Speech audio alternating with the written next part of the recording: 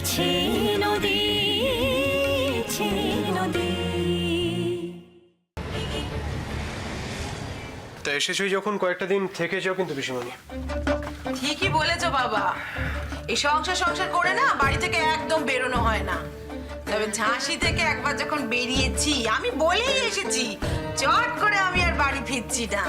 তোমরা যাই বলো আর তাই বলো।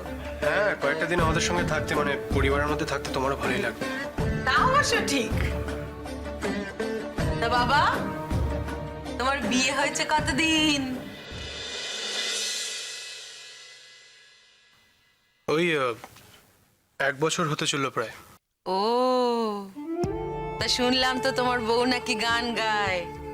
তা গান গাক আর যাই করুক, সংসারের নিয়ম তো রক্ষা করতে হবে না বাবা? পিসিমণি, ওর সংসার করা নিয়ে কোনো অনিয়মের কথা কিন্তু আমি কখনো শুনিনি। মানে আমাদের বাড়ির বড়রা কেউ কখনো বলেনি। হঠাৎ তুমি এই কথাটা কেন তুললে? আমি ওরে বাবা, আমি সেই নিয়মের কথা বলছি না। বলছি বেশি দিন অপেক্ষা করা তো ঠিক না। কিসের অপেক্ষা? ওই দেখো, ভয় পেয়ে আমার কিচ্ছু বোঝে না।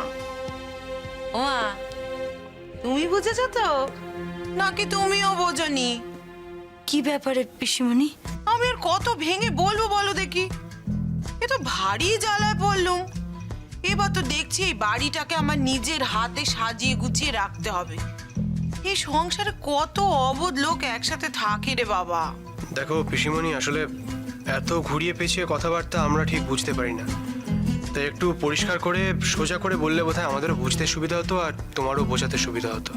বলি চিরকাল কি দুজনেই থাকবে? হুম,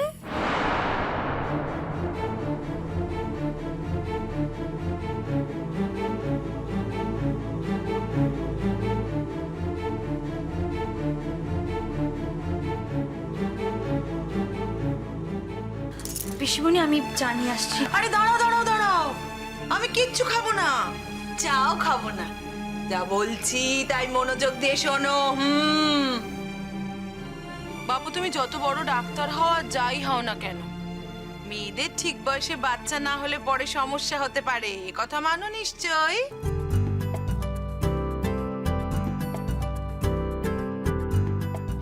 এত লজ্জা পাওয়ার কিছু নেই তো।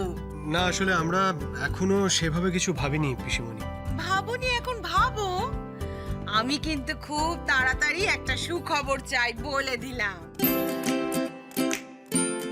আমি বরং চাটা নিয়ে আসি।